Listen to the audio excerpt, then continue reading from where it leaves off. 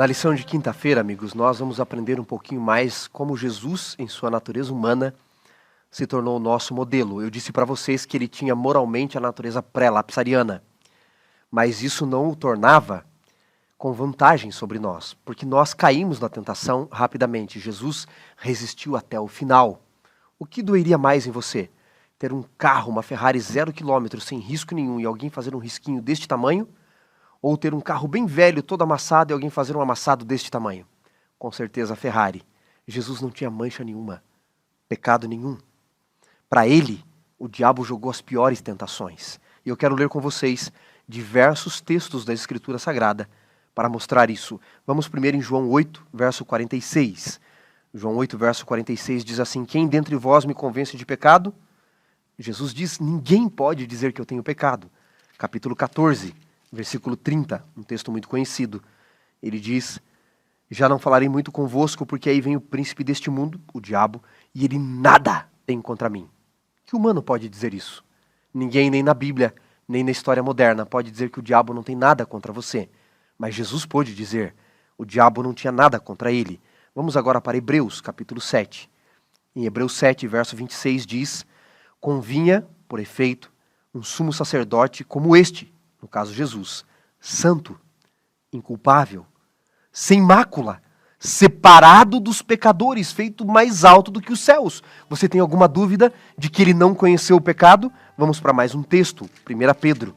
Na primeira carta de Pedro, no capítulo 2, no verso 22, olha o que diz o apóstolo Pedro. Ele não cometeu pecado, esse Jesus Cristo que ele vem falando no verso 21, nem dolo algum se achou em sua boca. E agora vamos para 1 João capítulo 3, verso 5. 1 João 3, verso 5, falando de Jesus, ele diz, sabeis também que ele se manifestou para tirar os pecados no mundo, porque nele não existe pecado. Você tem alguma dúvida de que em Jesus Cristo nós tínhamos a natureza moralmente pré-lapsariana e ele pôde ser o nosso maior modelo, que ele foi chamado a vencer no nosso lugar e nós somos chamados a vencer porque ele venceu, mas não como ele venceu, ele foi como nós jamais como ele. Agora note, o que deve determinar a natureza humana de Cristo são duas coisas. Primeiro, quem era Jesus? Isso tem que determinar a extensão da sua identidade com a natureza humana, a sua humanidade, a sua natureza humana. E como eu disse, nós temos 3 formas de vir ao mundo, já falei ao longo da semana. Por criação, somente Adão e Eva, por concepção, geração, todos nós, e por encarnação, somente ele. Ele era diferente de nós desde a entrada ao mundo. A segunda coisa que deve determinar a extensão, a proximidade da natureza humana de Cristo, comigo e com você, conosco, com todos nós, é a natureza da sua missão. A missão de Cristo deve determinar a sua humanidade. E o que ele veio fazer?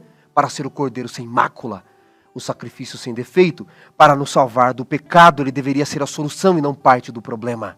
Quando a lição, portanto, nos fala sobre Jesus Cristo como irmão e modelo, ele é o modelo maior que nós devemos imitar. Ele veio para provar que Adão podia ter guardado a lei e para oferecer os méritos dele, para que você e eu, nos méritos de Cristo, não pelas obras humanas, mas pelas obras de Cristo, alcancemos eterna salvação. Você aceita a salvação em Jesus? Você aceita as obras dele em favor da sua injustiça humana? Pense nisso.